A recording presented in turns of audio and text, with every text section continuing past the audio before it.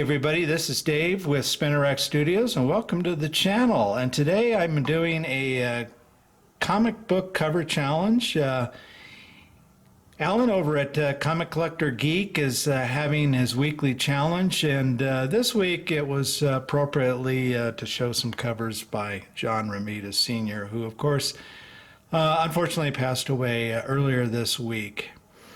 And you know, I'm going to try to show some books that maybe you don't see quite as often.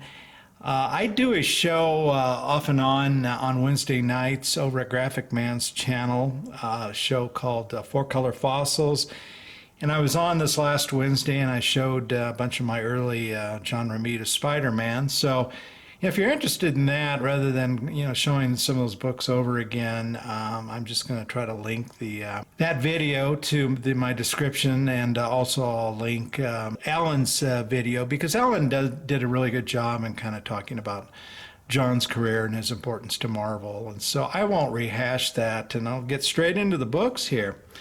All right, here we have a compilation book, Bring On the Bad Guys.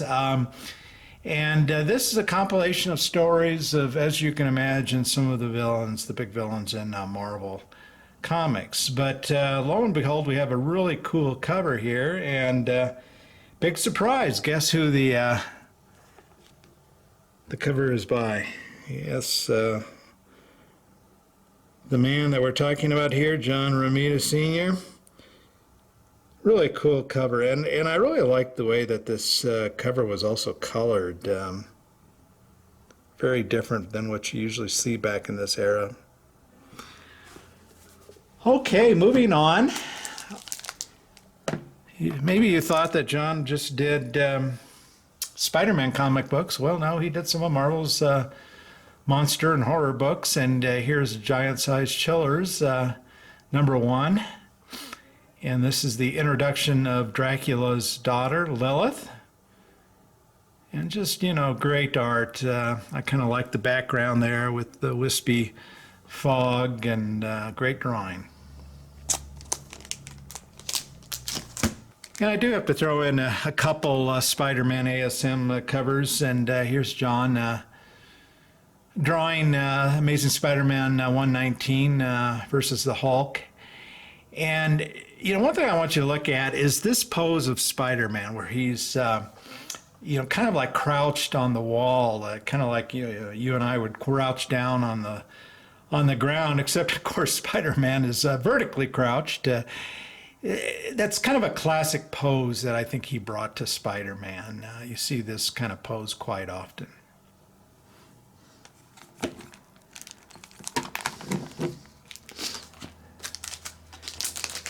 And then here's that pose again that I just mentioned, this time in the Savage Submariner, issue number 69.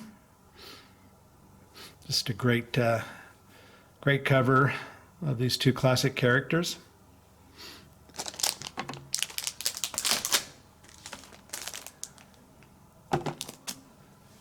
And here is another Romita cover. This is Daredevil number 17.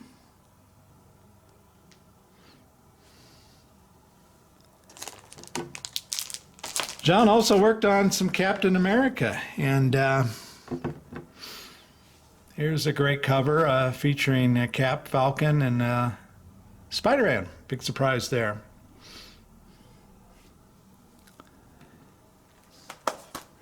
Here's a new, really a different cover than what you usually seen done by John. Here again is the Man-Thing, number 20, and here again is Spider-Man in that pose that I mentioned that John does a lot, but some great Marvel characters trying to beat up on the Man-Thing there.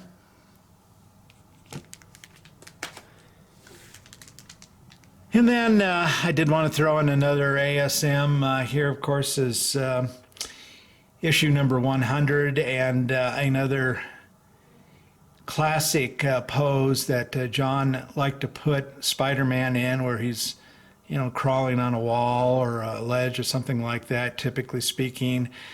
And the viewer is kind of looking a little bit down, as you can tell on Spider-Man, and Spider-Man's kind of looking just slightly up. Love this cover with the background drawings, and I really liked how they colored this book and kind of left these floating heads, in a kind of that black and white look. Just a classic cover. And I'll finish off with a couple of the spectacular Spider-Man magazine side comic books. This is issue number 1. And once again, here is kind of that classic pose that I mentioned that John did of Spider-Man crawling on a ledge. And, the camera angle is just slightly above him, and there he is looking up. Just a great classic cover. And then speaking of classic covers, here is issue number 2. And this is about as classic as you get. There's the Green Goblin shooting his sparks at Spider-Man over the cityscape. Just a great cover. And finally, I'm going to finish off with a piece of art. This is a limited edition piece by Alex Ross and John Romita Sr. It's one of those giclée, I think is how you pronounce it, giclée canvas paintings. And the cool thing about this is, and let me just see if I can zoom in. It's got a hand-drawn remark of Spider-Man there. You can see John's signature, but that's really cool. That's the only original drawn thing I have of John Romita, so this is a pretty special piece to me. It might be dated, but I can't see it, but this came out quite a number of years ago. I believe I picked this up, by the way, at the San Diego Comic Con one year.